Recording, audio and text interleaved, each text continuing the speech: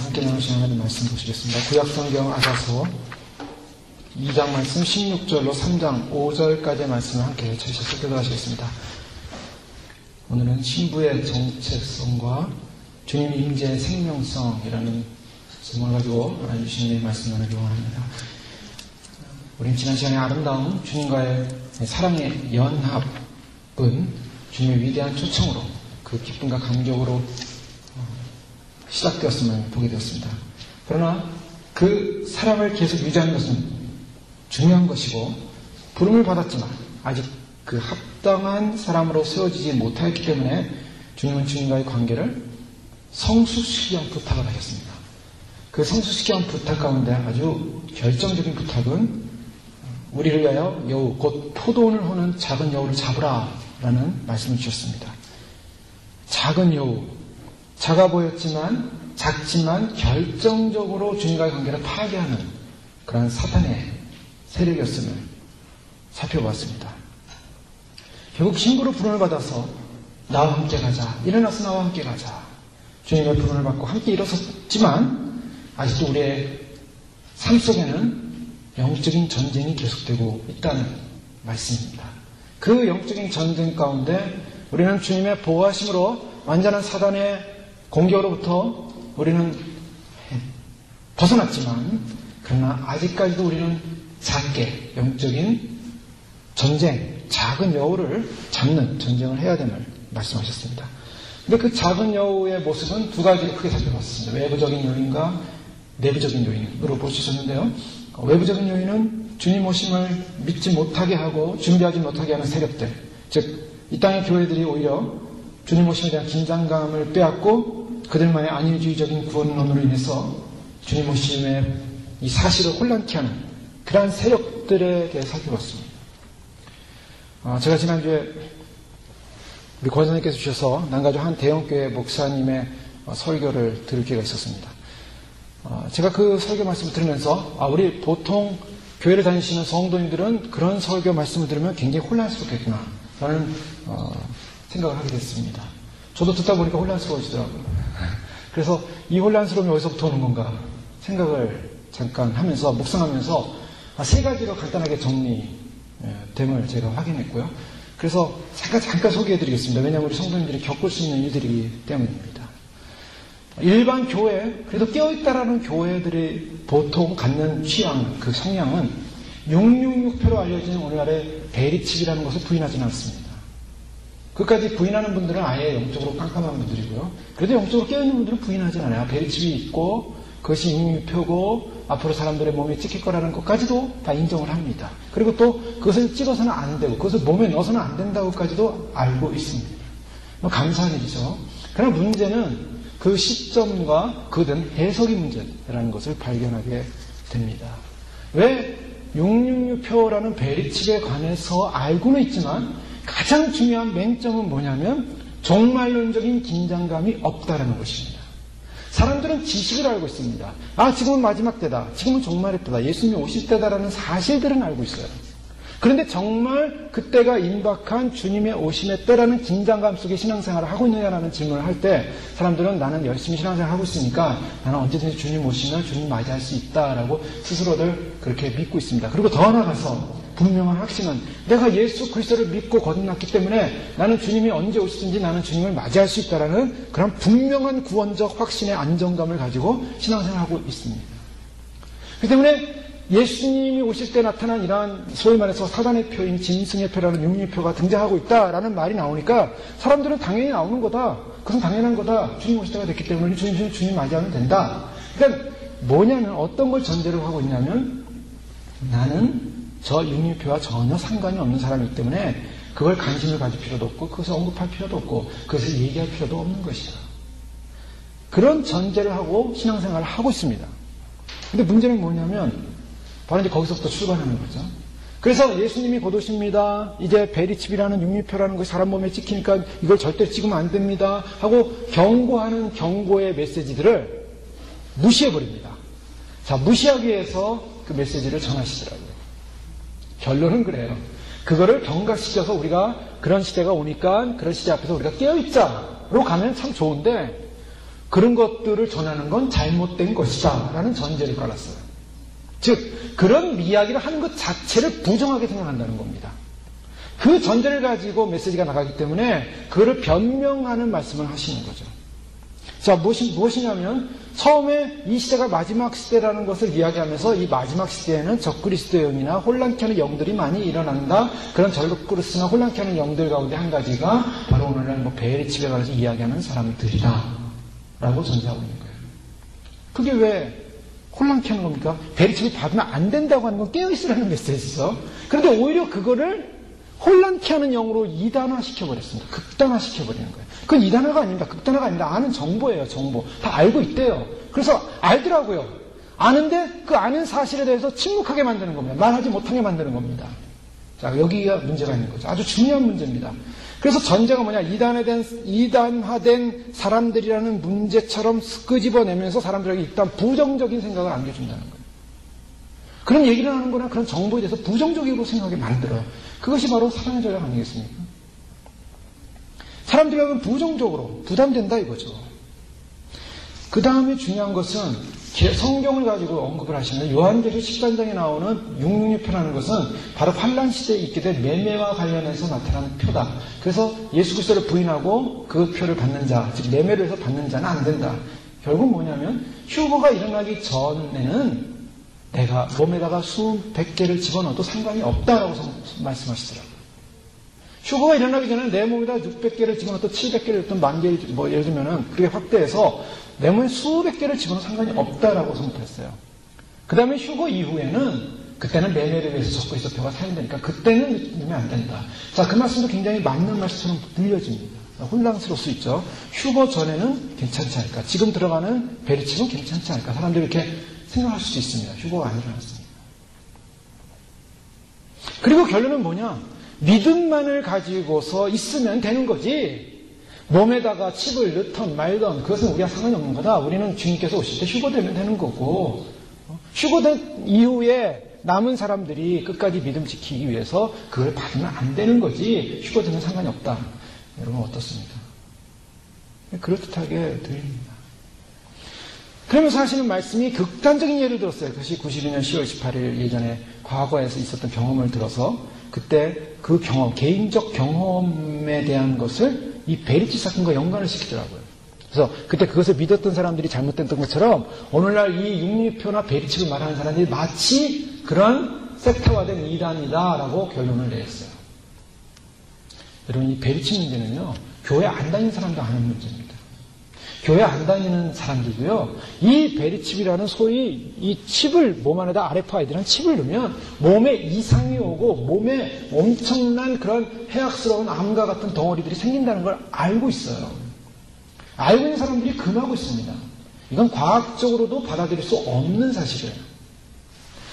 하물며 마지막 시대에 교회 시대에 그동안 잠재져 있었던 이 베리칩이라는 육류표가 나타나는 것을 무엇을 상징하고 있냐? 지금 이 시대가 사단이 역사하는 시대가 지금 등장하고 있다는 걸 나타내고 있는 겁니다. 666이 등장했다는 건 사단의 시대가 시작했다는 거예요.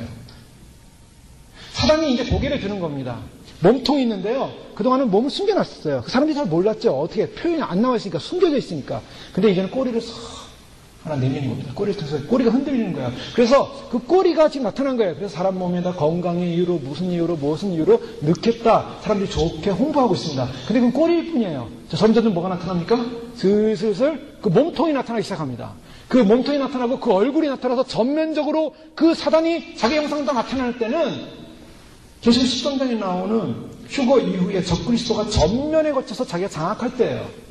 그러나 그 전에는 뭘 나타내기 시작합니까? 사단의 시대라는 거를 사람들에게 나타내는데 사람들이 모르게끔 슬슬 꼬리만 내밀고서 이거는 괜찮은 거야, 좋은 거야 라고 얘기하기 시작하는 거예요. 몸통은 어디에 연결되어 있습니까? 몸통은 전체 마귀에게 연결되어 있는 거예요. 사단에게 연결되어 있습니다. 그래서 성경은 이 땅을 바벨론이라고 하는 거예요. 여기서 굉장히 중요한 것을 간과했는데요. 자, 시점을 말했습니다. 휴거 전에는 괜찮고 휴거 후에는 안 된다. 여러분, 죄라는 것은요, 시점에 상관이 없어요. 이게 죄면 죄인 겁니다. 이게 죄면 죄예요. 그 죄가 없어지는 거 아니에요. 휴거 전에는 죄가 아니고 휴거 후에는 죄예요. 죄가 그런 특성을 갖는 거 맞습니까? 아니에요. 이것이 잘못된 거면 처음부터 잘못된 거예요. 뿌리부터 잘못된 거예요. 그것이 지금은 좋다가 지금은 아무 문제가 없어요. 근데 휴거 이후에는 그게 나쁜 괴물로 변해요. 그렇게 되면 하니까? 아니에요. 그 칩은 똑같은 칩이에요.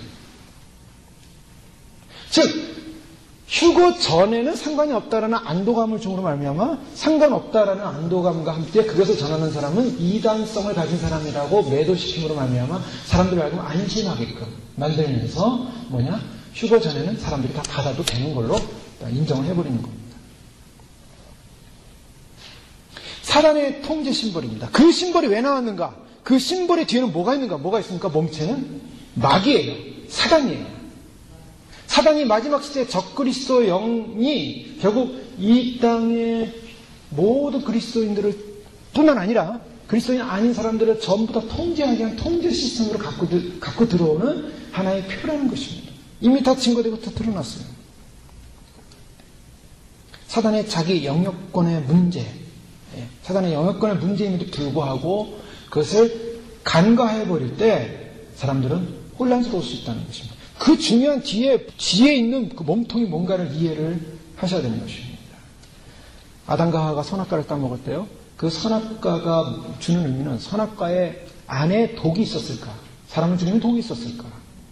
사람을 죽이는 독도 있었을 수도 있어요. 그런데 중요한 것은 그 선악과라는 것은 객관적으로 접근하는 데 문제가 없었고 그것을 먹는 데도 문제가 없었습니다. 그냥 먹는 그 순간에 하나님의 말씀을 거역하는 거예요. 왜 인간에게 저주가 왔는가? 하나님의 말씀을 거역했기 때문입니다. 그게 죄라는 겁니다. 즉 666표로 알려진 666표라고 다 인정하는 베리칩이라고 알려진 걸 다 인정하면서 그것이 마귀의 표라는 걸 인정하면서 마귀의 표다. 그런데 휴거 전에는 괜찮다. 그럼 휴거 전에는 마귀하고 친해도 된다는 겁니까? 휴거 전에는 마귀하고 사귀어도 된다는 거예요? 그걸 마귀표로 알고 있어요. 알고 있는데 그것이 휴거 전에는 된다는 거예요. 말이 안 되는 논리입니다. 죄는 죄고 사단은 사단이에요. 사단의 영역에 속해 있으면 아닌 거예요. 그럼 왜 그런 논리를 폈는가? 그것은 그거를 전하는 그 표가 중요한 게 아니라 그 표에 관심 없어요, 사실은. 그 표는 관심 없어요. 관심도 없고 그거는 상관도 없다고 생각해요. 중요한 거는 그거를 전하는 사람들을 공격하기 위해서입니다. 마지막 시대에 가장 두려워야 될 것은 성령을 회방하는 죄입니다. 다른 건 다 용서받아도 하나님의 말씀에서 아니라고 한 것을 받아들여도 된다라고 하는 하나님의 말씀을 거역해 하는 성령 회방죄는 용서받지 못한다는 걸 두려워야 돼요. 무서운 겁니다. 우리가 죄를 많이 져요. 죄를 짓습니다. 우리가 이 땅을 살면서도 죄를 짓지 않습니까? 근데 그 죄는 종류가 좀 있어요. 주님이 용서해 줄 수 있는 죄가 있습니다. 육적인 죄, 또 여러 가지 죄. 우리가 실수로 넘어지는 죄들, 그런 죄들은 주님이 용서가 가능해요. 그러나 성령 회방죄만큼은 용서하지 못하신다고 주님이 딱 못 박아가셨어요. 그래서 많은 분들이 천국과 지옥을 갔다 오시면서 지옥의 성령 회방죄에 걸려서 온 분들이 많더라는 거예요. 자, 다른 건 아무리 의롭게 살았고 아무리 바르게 했다 할지라도 결정적으로 하나님의 말씀을 배독해 하고 하나님의 말씀을 혼란케 하는 일을 했다면 그것은 성령 회방죄에 걸릴 수 있다는 거예요. 무서운 사실입니다. 그 영혼을 파괴시키고 죽이는 일이에요. 그러나 그것은 영적인 문제라는 거예요. 사단에게 자신을 허용한다는 것입니다. 사단의 영역에게 자신을 굴복한다는 것입니다. 그것은 내 입으로 그리스도를 부인하지 않았다 할지라도 그리스도를 부인하는 결과예요. 북한에 가면 김일성 동상 앞에 북한에 참여한 사람들이 다 절을 합니다. 처음에 절을 한대요. 저는 안 가봐서 모르겠는데 모든 사람들이 다 참배를 한대요. 소위 말해서 김일성 동상 앞에. 자, 육적으로 가서 동상 절했어요. 절하고 돌아다녀요. 아무 문제 없죠. 벼락 맞아서 몸에 병이 났습니까? 무슨 어떻게 뭐가 잘못됐습니까? 아무 문제 없어요. 갔다 와도 아무 문제 없습니다. 그러나 주님 보실 때 영적인 죄를 범했다는 거예요. 우상에게 절을 했어요. 그건 영적인 범죄를 한 거예요. 용의표를 받는다는 바로 그런 개념이 있는 거예요. 그 전자칩 자체가 주는 의미가 뭐 대단하겠습니까? 전자칩 다 만들어내고 지금 그 칩이 몸에 안 들어갔을 뿐이지 우리가 쓰는 모든 도구에도 다 그런 RFID 전자칩이 들어간다고요. 다 사용하고 있어요, 지금. 핸드폰도 다 그런 RFID 전자칩이에요, 전부. 그러나 하나님이 그러한 인류 문명 가운데 그것을 몸에 넣는 것은 영적인 범죄를 행하는 것이라는 거예요.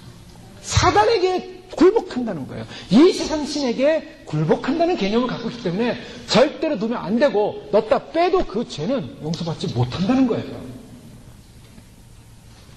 얼마나 두려운 일인지 모릅니다.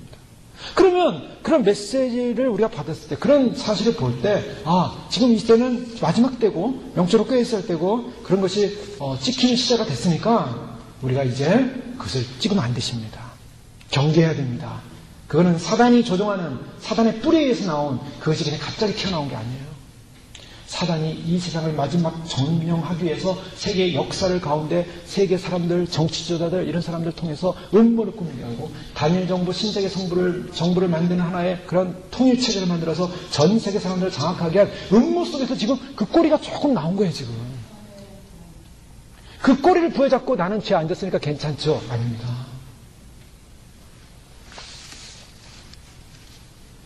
절대로 받으면 안 되는 표현입니다. 그래서 주님이 깨어있으라고 하는 거예요. 마지막 때 깨어있으라. 왜 깨어있으라고 합니까? 지식이 없으면 망한다. 정말 영적인 지식이 없으면 망할 수밖에 없어요. 그러니까 저희는 이 시대 가운데 기도하면서 깨어있으면서 왜 해필이면 그걸 받습니까? 그거 좋은 거 아니에요. 몸에 들어가도 그게 전자파가 와기 때문에 온몸에다 피와 백혈과 여러 가지 시스템을 망가뜨린다고요, 그게. 건강을 받으시면 안 됩니다. 더군다나 건강 문제가 아니에요, 이거는. 영적인 문제입니다. 또 여러 가지 원인들이 있겠는데 그 원인들이 인본주의적 생각이라고 했습니다. 생각은 갈림길입니다. 모든 생각을 그리스도로 사로잡으라고 했습니다. 치명적인 생각들은 땅의 생각들이었고 땅의 생각들에 사로잡히지 말고 영의 생각을 하라고 했습니다. 하나님의 주시는 신령과 거룩함과 순결과 정결과 또 하늘의 거룩의 그 소망을 가지고 하늘을 생각하라고. 우리는 하늘을 생각할 시간도 부족합니다. 더 나아가서 작은 여우들 가운데 아니라 타협들, 작은 타협들, 죄에 대한 센서를 죽이는 타협들, 타협이 쌓이다 보면 나중에 그것이 강력한 진을 형성하게 돼서 그걸 깨기가 어렵습니다. 그래서 그 타협들을 다 하나씩 제거해가기 시작할 때 우리는 좀 더 예민해지는 거예요. 센서가 예민해집니다. 죄에 대한 센서가 예민해지고 주님의 말씀과 그 주님의 말씀에 대한 그러한 영적인 흐름을 깨달아갈 수 있는 것이죠. 또한 우리 안에 나쁜 성품들입니다. 변화되어야 될 성품들. 내 안에 또 내 기질적으로 변하지 않은 성품들이 있어요. 화, 분노, 미워하는 마음. 주님은 우리에게 성품을 변화시킬 때 가장 중요한 메시지는 우리 자신을 죽었다. 그래서 성경 3절에 보면 우리는 죽은 존재다. 우리 생명은 그리스도와 함께 감춰져 있고 또 작은 여우들 가운데 한 가지는 거짓들입니다. 작은 거짓들. 또 더 나가서 세상적인 감상에 젖는 것, 옛 감상에 젖는 것, 세상적인 육적인 감상에 젖어가는 것, 그것도 센티멘탈, 소위 말하는 그것도 하나의 주님 앞에 영적인 삶을 방해하는 요소라는 거예요. 또 영에 대한 게으름입니다. 나태함입니다. 말씀 생활, 기도 생활, 하나님 의지하는 생활, 게으른 것, 그것도 다 주님과의 관계를 막는 것이요. 우상입니다. 우상은 여러 가지가 있겠지만 자기 우상의 모습, 소위 말해서 공주병, 왕자병, 또 지발의 네임밸류, 자기 품위, 이런 자기와 관련해서 나를 만족시키는 예수 그리스도 외에는 나를 기쁘게 하는 것. 그건 여러 가지가 있을 수 있어요. 자기 육체, 몸일 수도 있고, 자기의 외모일 수도 있고, 자기의 집안 환경일 수도 있고, 자기의 학벌일 수도 있고, 내가 거울을 탁 보면서 왠지 예수 그리스도 외에 내가 미소 지으면서 웃을 수 있는 거, 프라우드하게 생각하는 거, 그게 뭡니까? 그게 다 우상이라는 거예요. 사람들이 안 보는 데서 내가 왠지 예수 그리스도 왜 나를 기쁘게 하는 것이 있다면 그것이 우상입니다. 그걸 제거하라는 것입니다. 또 자기 만족감, 자기 자존감, 셀프 에스팀, 자기를 스스로 만족시키고 자기 자존감을 높여놔서 우리는 그래요. 우리 자존감이 좋아야 된다. 자존감이 좋아야 된다. 그 자존감을 좋아하다 보니까 너무 자기를 사랑해요.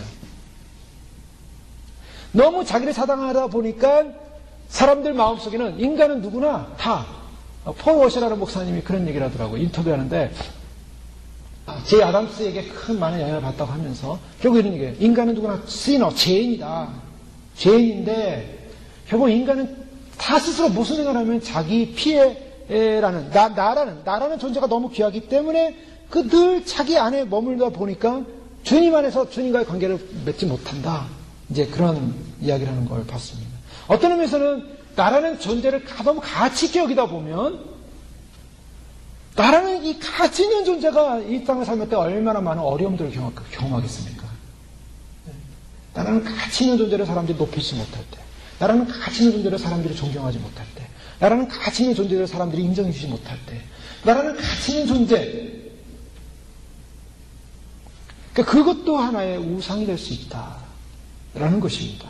그래서 그런 모든 부분을 볼 때 우리는 주님 안에서 내가 주님을 사랑하는데 방해되는 요소가 뭔가, 우리의 내적인 그런 요소들을 점검해보는 시간을 가졌습니다. 그러면서 중요한 것은 주님과의 사랑관계라고 했습니다. 그리고 주님과의 사랑관계는 뭘까? 패션, 열정이라고 했습니다. 여우는 질서를 깨는 존재죠. 근데 그 질서가 깨지는 것이 하나님 앞에서는 가장 큰 하나님과 관계가 깨지는 것입니다. 창조의 질서가 깨지는 것, 그것이 하나님 앞에서 큰 죄였습니다. 오늘날 왜 예수님께서 오실 수밖에 없는가? 많은 이유가 있습니다. 예수님이 오실 수밖에 없는 많은 이유 가운데 가장 결정적인 것은 질서가, 하나님의 창조 질서가 깨지기 때문입니다. 즉, 오늘날은 유전자 변형이나 또 체세포 분열을 통해서 소위 말해서 새로운 복제를 만들고 새로운 창조 영역, 하나님 만드신 창조 영역의 순서에 의해서 창조 피조물이 나오는 것이 아니라 인간들이 스스로 조작을 해가지고 생물체를 만들어내는 시대가 됐습니다. 그런 시대가 왔어요. 유전공학이니 이런 생화학의 발달로 인해서 그런 작은 생물체조차도 인간의 조작에 의해서 새로운 복제하는 생물체를 만들어내는 단계, 이 단계를 주님은 허용할 수 없다는 것입니다. 그게 허용할 수 없습니다. 하나님이 창조하시고 질서를 만들어놨어요. 근데 인간이 그 하나님의 그 창조 질서의 세계를 뚫고 들어가서 세포 하나를 가지고 세포 하나를 분열시켜서 새로운 생물체를 만들어내는 단계까지 지식이 발달해 왔다는 거예요. 하나님의 창조 영역까지 인간이 건드리기 시작했습니다. 주님은 그것을 용납할 수 없어요. 그래서 창조의 질서를 무너뜨리는 죄, 용서받지 못하는 죄입니다. 오늘날은 그래서 주님이 이 땅을 정리하신 거예요. 인간들로 하여금 더 이상 그것을 허용하지 않으십니다. 왜냐? 창조는 하나님께 속해 있습니다. 인간은 피조물이에요. 인간이 피조물인 인간이 감히 하나님의 지식의 그 옷자락의 끝을 만들면서 하나님에게 도전하는 행위를 하나님 용납할 수 없습니다. 왜냐? 인간은 하나님을 경배하고 찬양하고 예배하게끔 존재된 것이지 하나님의 그 깊고 오묘한 진리의 세계까지 들어가서 하나님의 질서를 깨는 존재가 아니라는 거예요.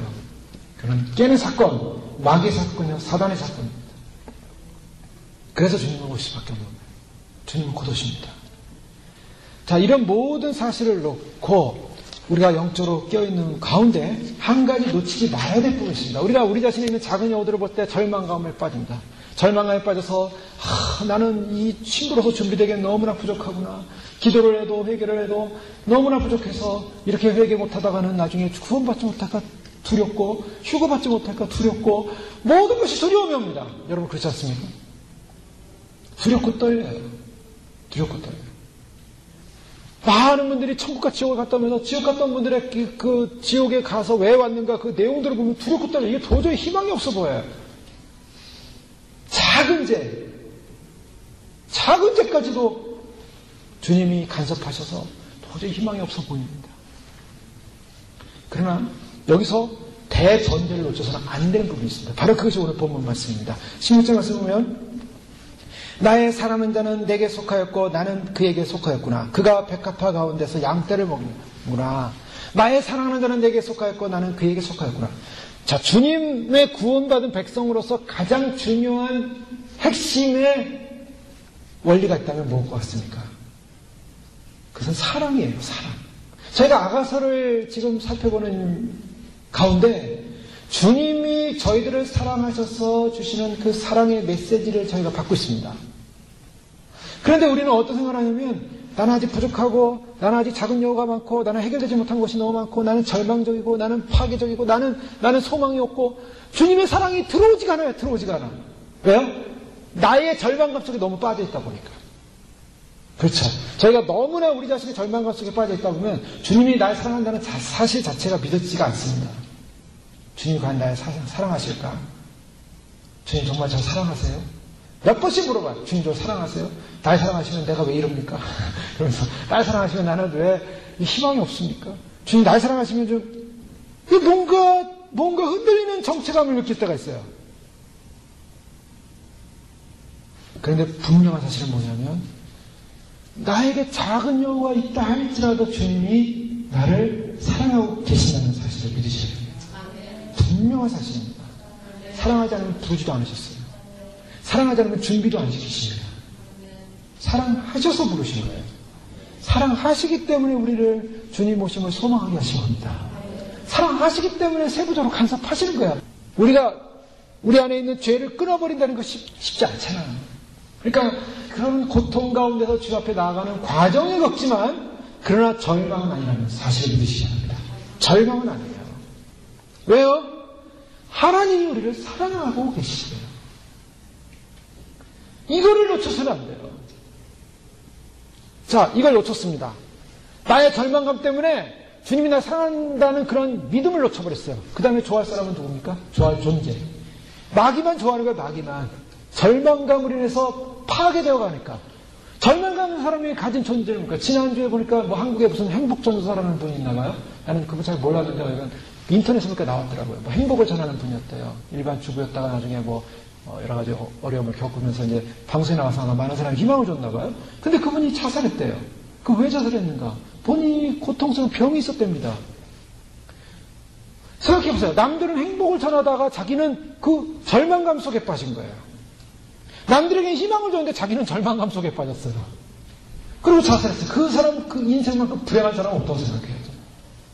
네, 우리가 주님 오심을 사모하고 주님 오심을 기다립니다. 그래서 예수님 만날 것을 소망을 가지고 기다립니다. 주님이 함께하는 것을 기뻐합니다. 그런데 우리는 절망감에 빠져 있어요. 그래서 우울합니다. 슬픕니다. 좌절스럽습니다. 주님 오면 복된다는 소식을 전하면서도 그거는 복된 소식이에요. 예수를 안 믿는 사람들에게는 두려움의 소식이고 공포의 소식이고 저주의 소식이지만 우리 예수님을 사모하는 백성들에게는 그 소식은 기쁜 소식입니다. 기쁜 소식입니까? 아멘입니까? 네. 주님 정말 제 말 듣게 오세요. 나 좀 덜 회개했습니다. 예? 기쁜 소식이에요. 우리가 주님 오신 날까지 회개하면 회개 다 못할지도 모르겠어요. 그래도 주님 데려가실 줄 믿습니다. 왜요? 우리의 한계를 아시기 때문이에요. 그 대신 주님이 그렇다고 데려가실 거니까 나 회개 안 한다. 그건 아니에요. 항상 이 텐션은 우리에게 항상 가는 겁니다. 주님 오시는 날까지 텐션해야 돼요. 주님 오시는 날까지 기다려야 돼요. 주님 오시는 날까지 회개합니다.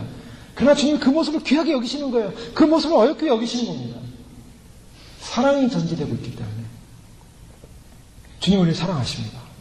누가 뭐로 해도 주님 우리를 사랑하신다고 고백하고 있습니다. 뭐 다른 말씀 다 필요 없고 오늘 말씀에만 집중해보면 오늘 우리들이 주시는 주님의 말씀 주님의 음성에 집중하면 16절 나의 사랑하는 자 한번 다시 읽어보겠습니다. 나의 사랑하는 자는 내게 속하였고 나는 그에게 속하였구나. 아멘. 다시 한번 읽을까요? 나의 사랑하는 자는 내게 속하였고 나는 그에게 속하였구나. 아멘. 이것이 저와 우리 모두 성도님들에게 주시는 주님의 메시지인 줄 믿습니다. 주님이 우리를 사랑하십니다. 나의 사랑하는 자는 내게 속했다. 우리가 세상에 속했습니까? 우리가 사단에게 속했습니까? 그러면 누구에게 속했습니까? 우리는 우리에게 속했습니까? 아니요. 우리는 주님에게 속했습니다. 그 때문에 우리가 주님께 속했기 때문에 주님이 우리를 사랑하시고 주님이 우리를 내 사랑하는 자라고 말하고 있는 거예요. 주님에게 속하지 않은 사람은 사랑하는 자라고 말하고 있지 않습니다. 우리는 누구냐? 우리는 주님의 사랑의 대상입니다. 바로 그 사랑의 대상이 돼서 오늘 말씀을 보면 양면적인데요. 나의 사랑하는 자는 내게 속하였고 나는 그에게 속하였구나. 이 속하였다라는 이 메시지를 통해서 볼 수 있는 것은 우리가 주님의 사랑을 받는 존재인데 이 사랑을 받는 존재고 주님의 사랑을 받는 자의 모습은 어떤 것인가? 속함에 있습니다. 그 속함은 바로 주님께 속하는 거예요. 주님께. 그 주님께 속하는 것을 다른 말로 하면 하나님의 주권, 예수 그리스도의 주권 앞에 우리가 들어가 있다는 것입니다. 즉 우리가 속했다는 것은 우리의 모든 전 존재적 가치가 주님 거라는 것을 고백하는 것입니다.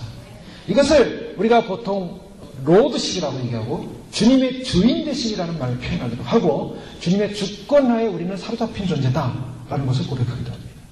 자, 이 주님의 주권을 인정하는 것은 무엇입니까? 주님의 주권을 인정한다는 것은 나의 마음을 만드신 분께 나의 마음을 드린다는 것입니다. 나의 마음은 주님 것입니다. 나의 감정마저도 주님 것입니다. 나는 내 감정을 주장하고 싶어요. 그런데 이 감정도 주님이 허락하지 않는다면 주님이 이 감정을 버려버리겠습니다. 주님이 주시는 감정만 갖겠습니다. 주님이 주시는 평화, 주님이 주시는 기쁨, 주님이 주시는 소망만 갖겠습니다. 그것이 바로 주님 앞에 주권을 인정하는 거예요. 나의 의식을 주님의 주권을 인정하는 것입니다. 나의 의식을 주님께 드리는 거예요. 나의 의식, 나의 시간을 주님께 드리는 것입니다.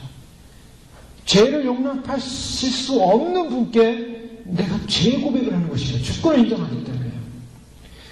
용서하시는 분께 나도 용서를 구하는 것입니다.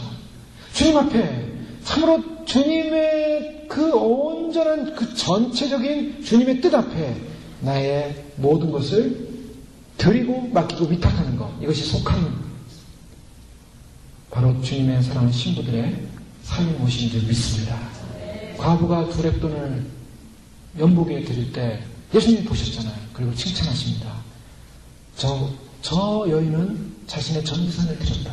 자, 거기서 저는 우리가 보통 생각할 때 그 두 렙돈을 전 재산이라고 물질적 개념으로만 많이 보는데요. 그래서 영적 개념으로, 영적인 칼라로 보면 그 여인은 두 렙돈을 주님 앞에 드리면서 전 재산을 드리면서 무엇을 함께 드렸습니까?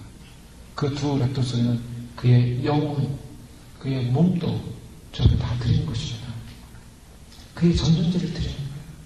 주님 앞에 물질을 드리는 그 행위 속에 자기의 영혼을 담고 자기의 몸을 담아서 주님 드립니다. 바로 이것이 주님께 속한 자의 삶인 줄 믿습니다. 주님의 속한 자의 삶은 바로 그런 거예요. 사람들은 이 땅을 살면서 물론 우리가 그 주님의 속한 자의 삶의 모습 가운데 바로 이러한 전존재를 드리는 과정 속에 있는데 이런 전존재의 과정 속에 반드시 놓쳐서는 안 되는 것은 긴장감입니다.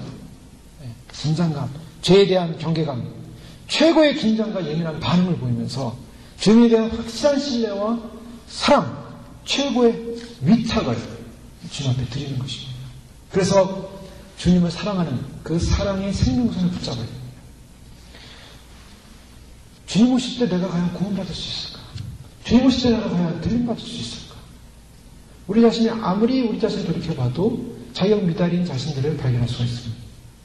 근데 여기서 중요한 것은 이 세상 어떤 것보다 바꿀 수 없는 주님과의 구원의 연관성은 어디 있는가? 바로 사랑이라는 생명줄에 있습니다.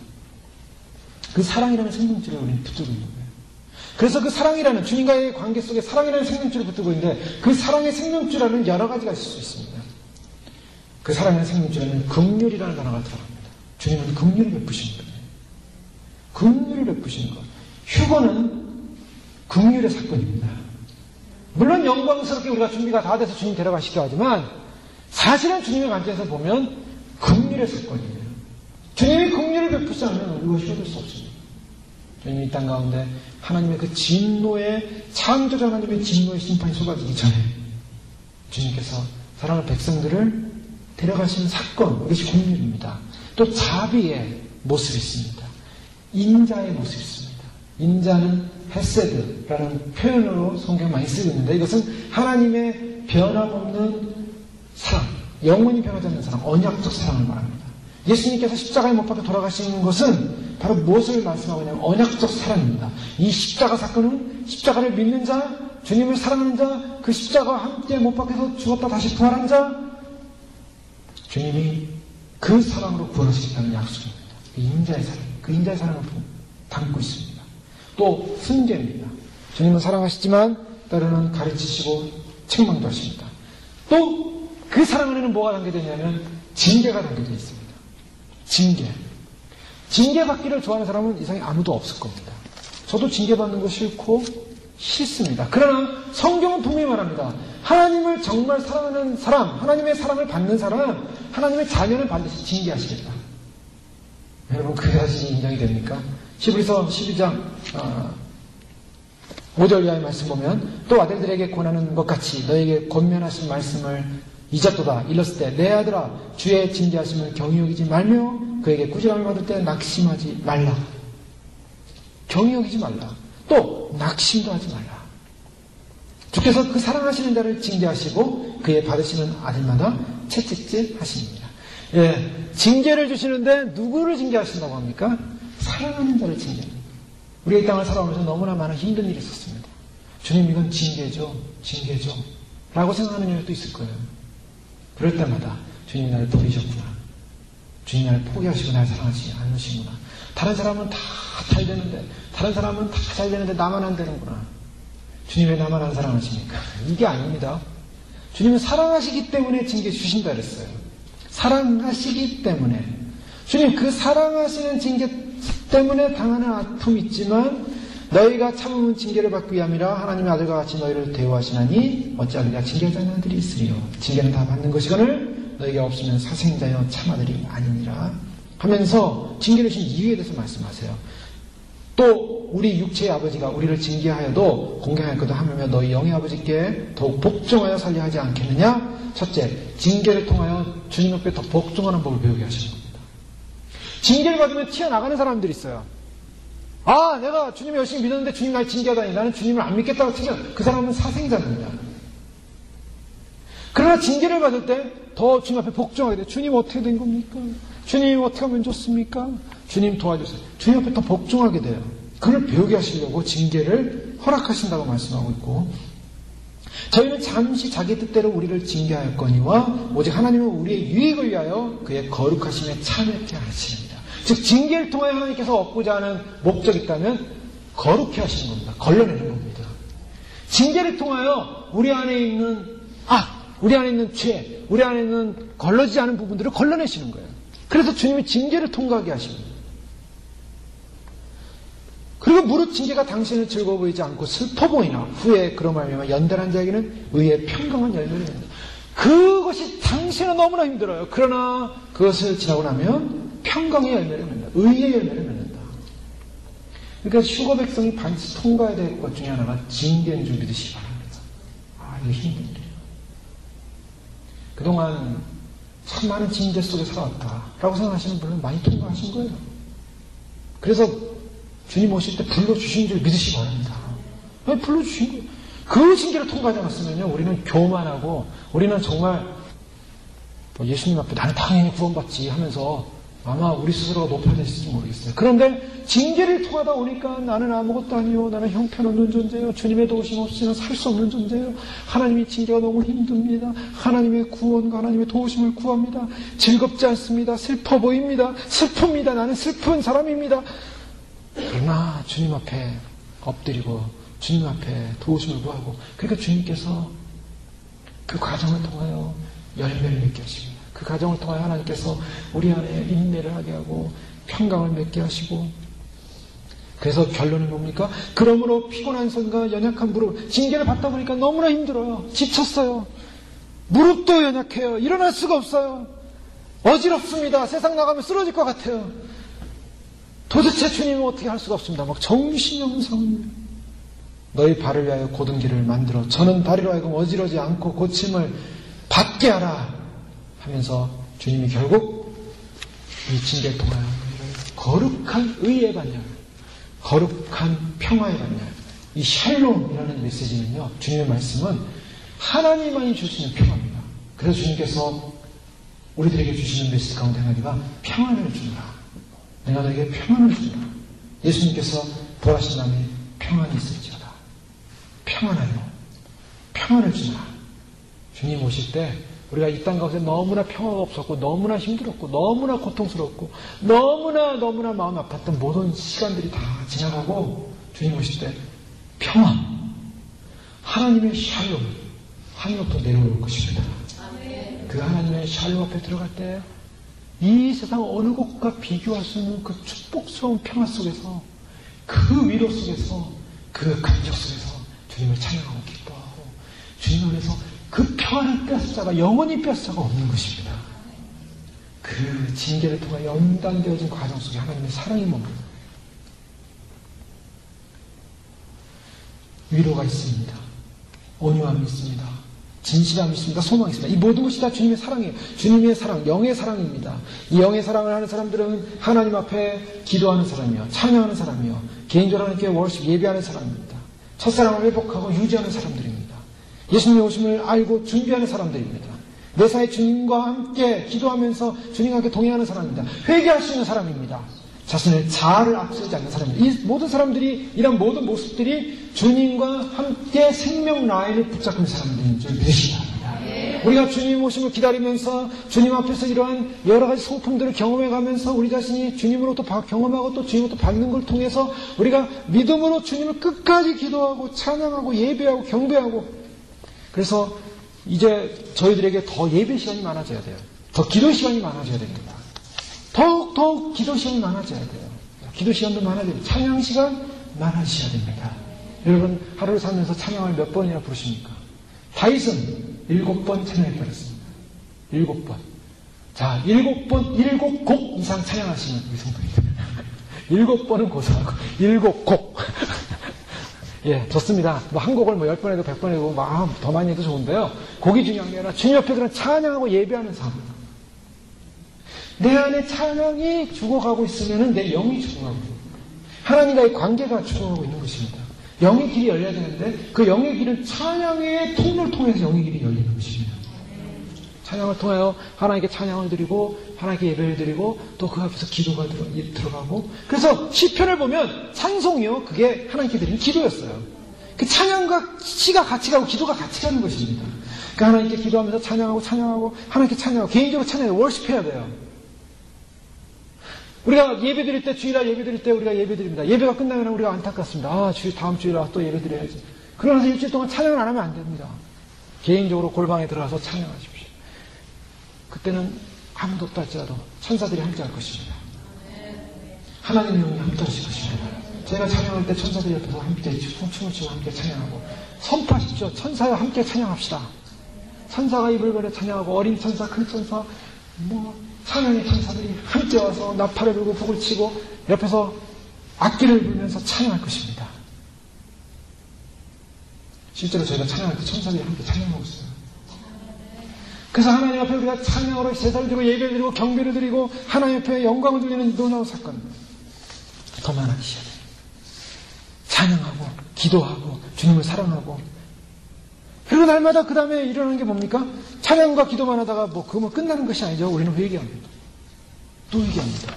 주님이 왜 회개를 자꾸 시킬까요? 회개를 시키는 이유가 있습니다.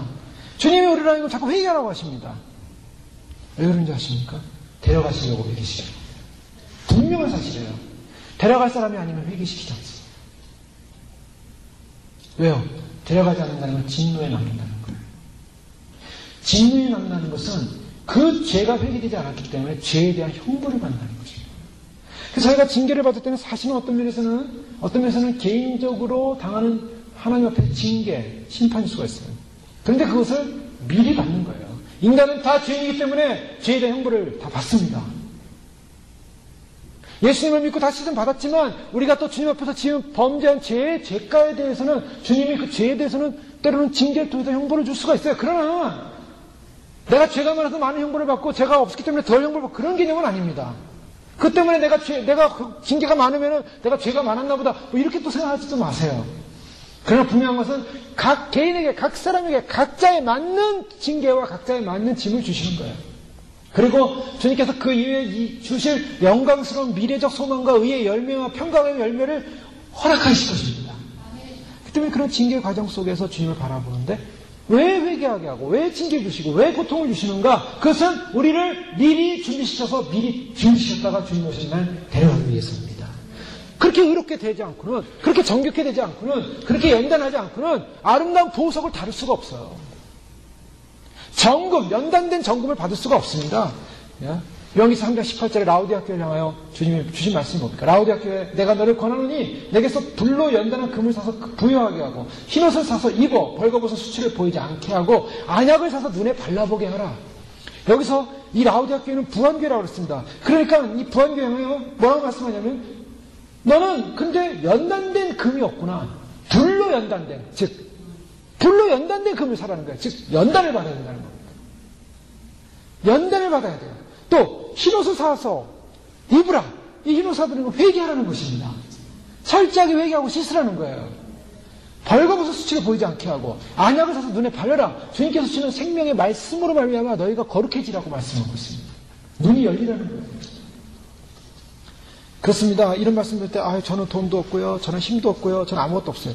상관없습니다. 내가 물질 없어 상관없어요. 또 내가 능력이 아니라 상관없습니다. 요한계시록 20장 17절에 성령과 신부가 말씀하시기를 오라 하시는도다. 듣는 자도 오라 할 것이요 목마른 자도 올 것이요 또 원하는 자는 값없이 생명수를 받으라. 주님이 돈 받겠다고 하셨습니까? 생명수 주시는데 돈 받겠다고 하지 않으셨어요. 우리가 저 앞에 나와서 예배하고 경배하고 하나님 옆에 엎드려 주님 사모합니다. 주님 기다립니다. 주님 사랑합니다. 그 고백만 드려도요, 주님이 생명수의 강물을 갖다 하늘 보호자로부터 우리에게 쏟아 부어주시냐 믿으시고, 생명수 강물을 먹어야 우리가 소생하는 거예요. 우리 영이 소생하는 겁니다. 우리가 찬양하며 기도하며 예배할 때 하나님의 영이 이 자리에 운행할 뿐만 아니라 하나님의 생명수의 강물이 우리의 심령과 영혼을 흘러가서 너희 안에 생수의 강이 흘러나니라 성령님이 운행하시는 겁니다. 값없이 와서 원하는 자는 살아. 원해야 됩니다. 원해야 돼요. 그래서 주님의 구원을 원하십시오. 그래서 주님 오시는 날 주님 저는 환난에 나가서 환난 받겠습니다. 그렇게 원하시지 마시고요. 저는 그렇게 원합니다. 주님 오실 때 휴거 되게 해주십시오. 주님 들림 받게 해주십시오. 왜요? 휴거자는 신부이기 때문입니다. 나는 신부 말고 딴 거 하겠다 하시는 분은 다른 길로 가셔야 됩니다. 그러나 신부를 원하시는 분은 휴거 되기를 기도하십시오. 신부는 휴거자예요. 원하는 자는 와서 값없이 생명수라. 주님은 원하는 자라는 걸 말했어요. 무엇을 원하십니까? 내 영이 뭘 원하고 있습니까? 내 영이 원하는 겁니까? 주님 뭐라고요? 구하라. 그대로 적용되는 영적 원리가 구하라. 주실 것이. 찾으라. 찾을 것이. 문을 두드리라. 열릴 것이라. 예, 영계의 문은 그렇게 되어 있습니다. 내가 구하는 겁니다. 찾는 것입니다. 주님을 갈망하는 것입니다. 값없이 하라. 목마른 사람 오십시오. 목마른 사람.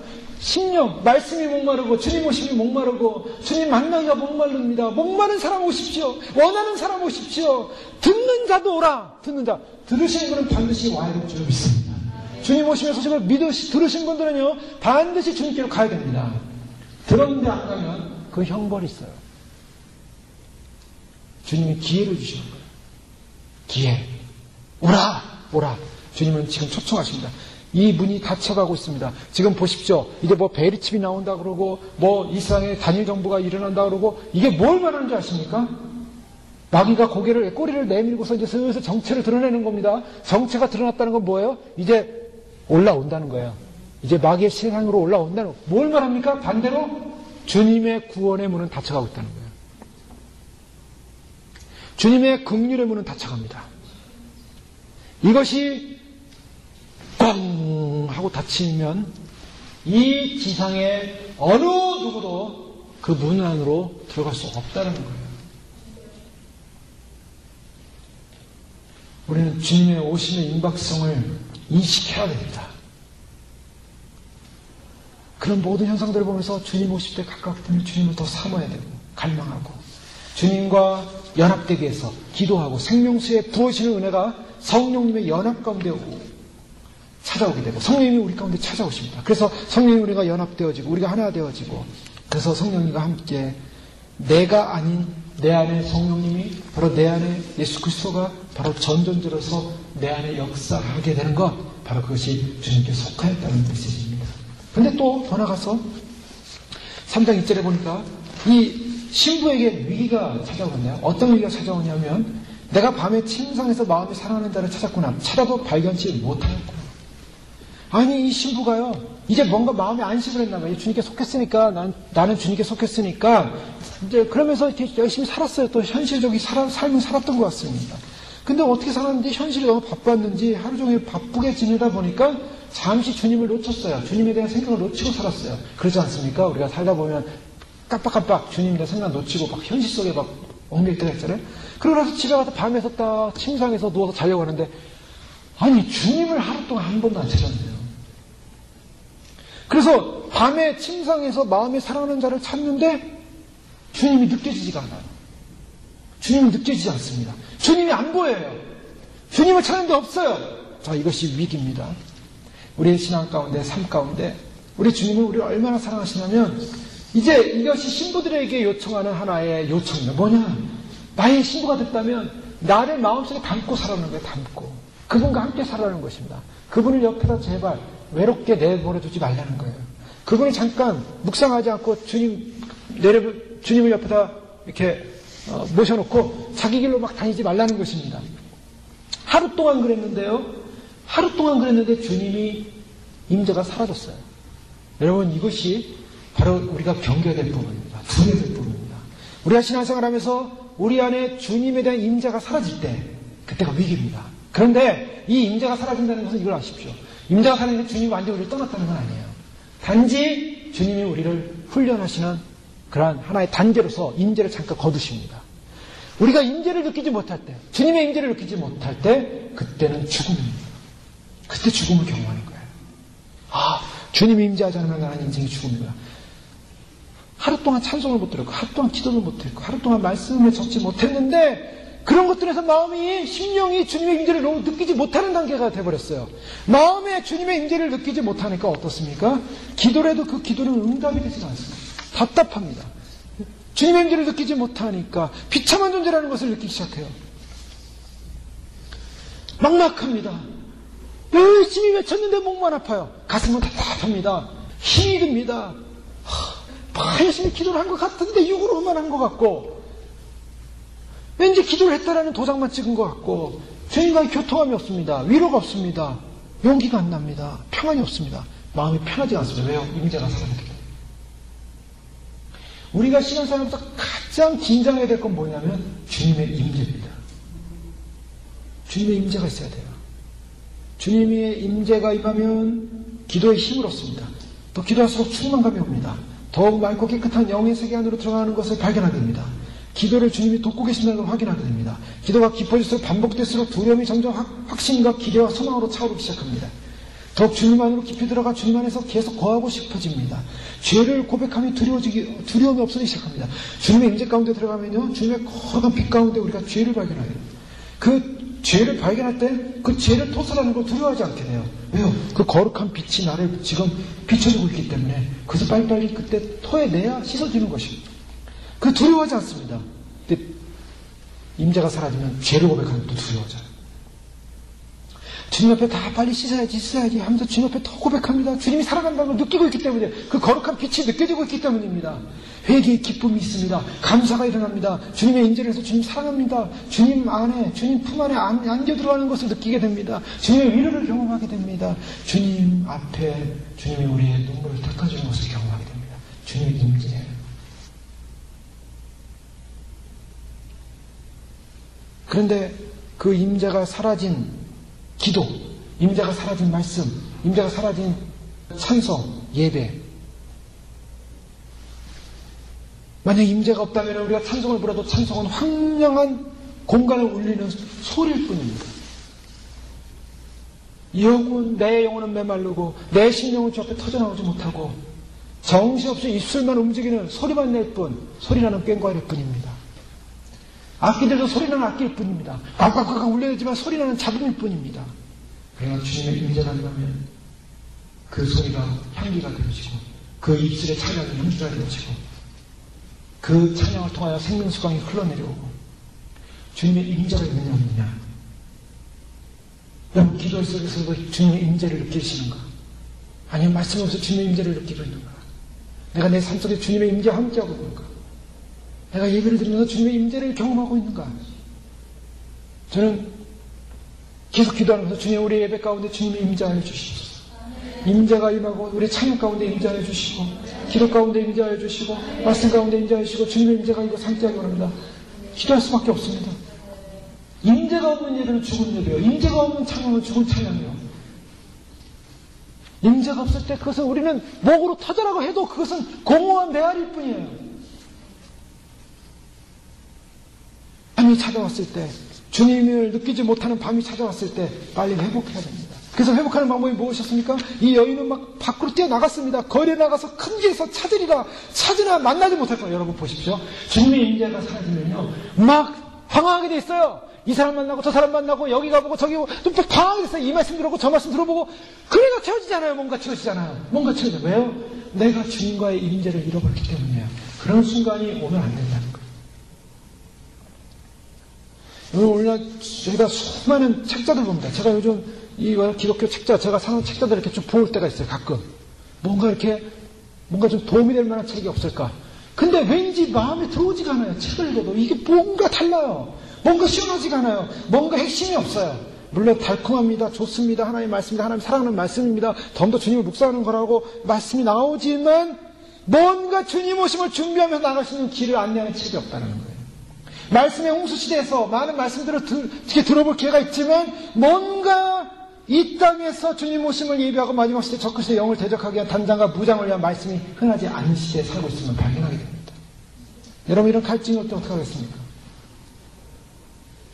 여러분 뭔가 이런 갈증이 올 때 우리는 누구로부터 공급을 받아야 됩니까? 물론 주님 오심을 준비하는 그러한 말씀을 통해서도 공급받을 수 있고 여러 가지 공급받는 채널이 있겠지만 그나마 거기서도 주님 앞에서 주님의 임재를 경험으로 주님이 주시는 말씀을 직접 경험하셔야 됩니다. 그게 필요해요. 주님이 나에게 주신 말씀이 있어야 돼요. 주님이 나에게 주신 말씀. 저는 요즘 아가서를 준비하면서 여러분 아가서를 준비하면서 느낀 거예요. 아가서 주석을 봐도 그렇고 주석도 많지도 않아요. 딱딱합니다. 또 아가서 설교하는 분들의 설교집도 자꾸 이렇게 참고하려고 보는데 제가 거기서 건질 게 거의 없어요. 사실 목회자가 설교 준비하면서 여러 가지 준비하지 않습니까? 그런데 건질 게 없어요. 그래서 다 내려놨습니다. 다 던져놨어요. 그리고 성경을 펴고 주 앞에 기도하면서 주님 오늘 말씀 주시죠. 그 기도를 준비합니다. 주님께서 말씀을 주시지 않으면 주님께서 친히 말씀하지 않으면 우리는 한 걸음 한 걸음 한 스텝 스텝 걸어갈 수가 없는 시대에 지금 살고 있습니다. 주님이 하늘로부터 주셔야 되는 거예요. 그렇다고 해서 내가 무슨 직통 계시를 받아가지고 뭐 하나님이 나에게 이렇게 말씀하셨습니다 하면서 막 혼란케 하는 그런 건 분별할 수 있어야 되죠. 하나님의 말씀의 진리 안에서 하나님이 분명히 우리에게 주시는 말씀의 사건들을 보면서 걸어갈 수 있어야 됩니다. 그래서 주님 앞에 주님의 말씀을 받게 하여 또한 주님께서 직접 공급하시는 성령의 은혜를 체험하게 하여 주님의 임재 안에 들어가기 원합니다. 말씀 안에 들어가기 원합니다. 그래서 말씀 속에 주시는 의미들을 주님 주시는 메시지 받기 원합니다. 임재가 약간 떠나갈 때, 잠시 떠나갈 때는 두 가지 의미로 볼 수 있습니다. 한 가지는 우리가 성령님의 주권을 받아들이지 못하고 내가 내 의지로 살았기 때문에, 내 혈기로 살았기 때문에, 내 육으로 살았기 때문에 성령님께서 내 안에 역사할 수 없었기 때문에 임재가 안 느껴지는 거예요. 그럴 때 책망하시는 것입니다. 너는 너 육으로 살았구나. 너 육으로 찬양했구나. 육으로 기도했구나. 육으로 생각했구나. 육으로 결정했구나. 그것을 버리라. 그래서 모든 걸 내려놓고 회개하고 주의 성령님만이 나의 주권자이십니다 라고 주인 되심을 고백하고 성령님 앞에 나의 의지를 내려놓을 때, 성령님을 인정할 때, 성령님을 무시하고 타협했다라는 것을 고백하면서 용서를 구하며 주 앞에 내려놓을 때 성령님께서 내 안에 임재하시고 역사하실 줄 믿습니다. 성령님께서 내 안에 역사하시도록 우리를 내려놔야 되는 거예요. 그래서 성령의 주권에 관한 것을 메시지 주고 계신 겁니다. 두 번째로는 우리를 겸손케 하고자 하나님의 깨달음입니다. 우리를 바닥으로 밀어내시고 너희는 아무것도 아니다. 너는 아무것도 아니다. 너는 아무것도 아니다. 너는 사실 죽은 존재다. 우리의 존재가 무엇이었습니까? 우리의 존재는 죽은 존재였어요. 원래 죽은 존재였어요. 그러나 주님이 우리를 거룩한 훈련을 통해서 거룩함에 참여케 해서 우리를 불러주셔서 그 죽음의 밑바닥, 그 사망의 밑바닥으로부터 우리를 주님께서 구원해 주셨다는 이 놀라운 사실을 다시 한번 인식하며 겸손케 하고 낮아지게 하고, 그래서 주님의 훈련하심 앞에 들어갈 수 있는 그런 단계에 우리를 인도하십니다. 주님의 임재가 느껴지지 않을 때 다시 처음으로 돌아가는 거죠. 첫사랑으로 돌아가는 겁니다. 첫사랑 앞에 돌아가서 하나님 앞에 회개하고 다시 주님 앞에 그 임재를 회복하는 자리. 바로 그것이 하나님의 사랑이고 바로 그 첫사랑을 회복하는 것이 임재의 자리입니다. 그래서 주님의 임재를 놓쳐버린 그런 마음을 가지고 뛰어나가서 찾았는데 못 찾다가 주님은 우리를 버려주신 것이 아니라 그렇게 찾고 찾는 갈망하는 마음으로 뛰어다닐 때 주님이 나타나셨어요. 4절에 그들을 떠나자마자 마음에 사랑하는 자를 만나서 그를 붙잡고 내 어미 집으로 나를 잉태한 자의 방으로 가기까지 놓지 아니한다. 내가 그를 만났습니다.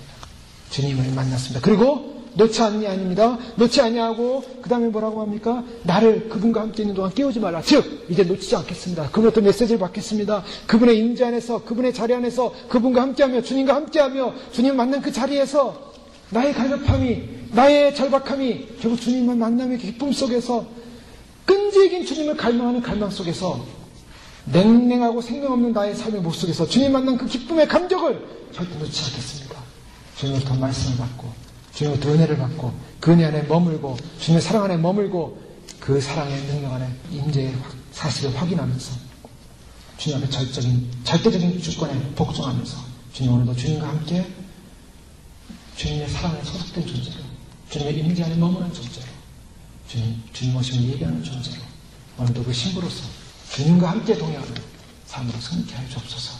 그런 하나님의 주님과의 소속됨과 주님과의 임재의 충만 가운데 승리하신 삶 되시기를 주의 이름으로 축원합니다. 기도하겠습니다. 함께 이 시간 기도할 때 주님 그렇습니다. 우리 안에 버려야 될 작은 여우들을 우리가 제거해가는 과정 속에 반드시 잊지 말아야 될 것은 주님에게 소속된 주님의 주권 안에 있는 존재라는 사실을 잊지 않게 하시고 주님 전적인 전존재의 헌신과 드려짐 있게 해주시고 더 나아가서 아버지의 주님을 놓치지 않고 빼앗기지 않게 해주옵소서. 주님의 임재를 놓치지 않게 해주옵소서. 우리의 기도 가운데 우리의 찬송 가운데 우리의 삶 가운데 우리의 삶의 모든 영역 가운데 주님의 임재를 놓치지 않게 해주시옵소서. 우리 함께 기도하겠습니다. 할렐루야. 아버지 하나님 감사합니다. 주님께서 저희를 풀어주시고 아버지의 놀라운 사랑으로 인도해 주셔서 아버지 하나님 우리를 있게 하시고 감사합니다.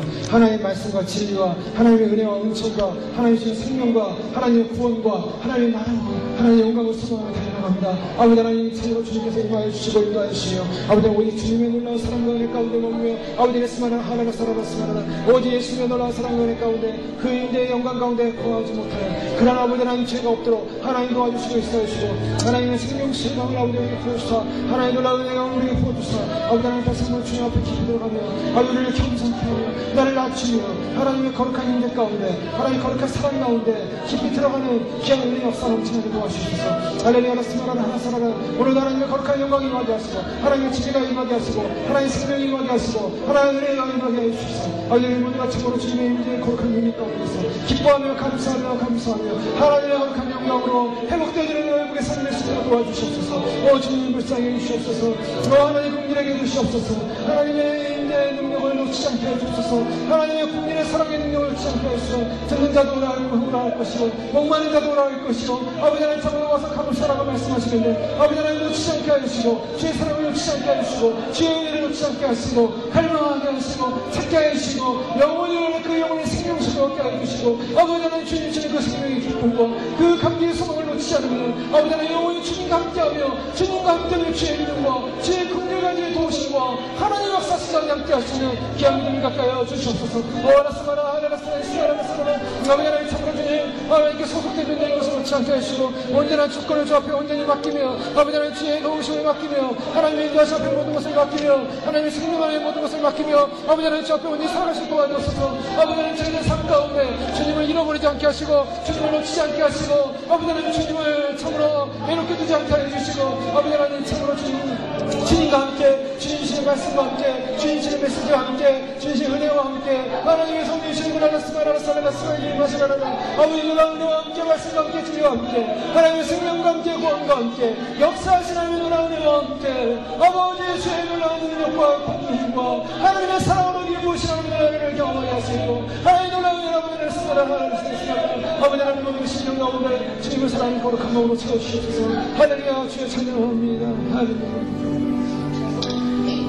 변치 않으시는 하나님의 언약의 사랑 그 약속 우리를 사랑한다고 말씀하신 그 사랑의 그 거룩한 능력의 생명 안에 머물게 하시니 감사합니다.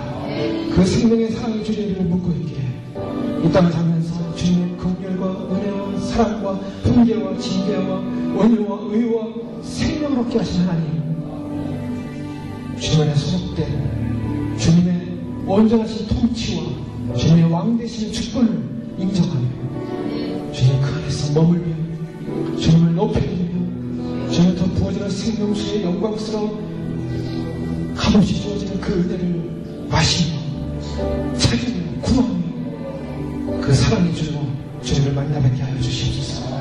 결코 놓치지 않게 하여 주시옵소서. 주님의 거룩한 임재와 거룩한 주님의 통치하심의 은혜를 놓치지 않게 하여 주시옵소서. 우리의 삶 가운데 임재하신 하나님의 은혜를 부정스럽게 하여 주시옵소서. 우리의 기도 가운데 찬송 가운데 예배 가운데 우리의 삶의 여행 가운데 하나님의 거룩하신 임재로 부어주셔서 주님과 함께하며 주의 말씀을 들으며 주님 그 인자의 통로를 통하여 주님의 그 영광스러운 성전으로 들어가 영원히 주님 주시는 그 평안, 그 평안의 안식 속에, 그 혈연 속에 주님 품 안에 찬양과 경배와 예배로 거룩한 승리의 통치에 영광스러운 믿음으로 설 수 있도록 축복하여 주시옵소서. 그러신 주님의 은혜 찬양하며 감사하며 예수님의 이름으로 기도 올려 나이다. 아멘.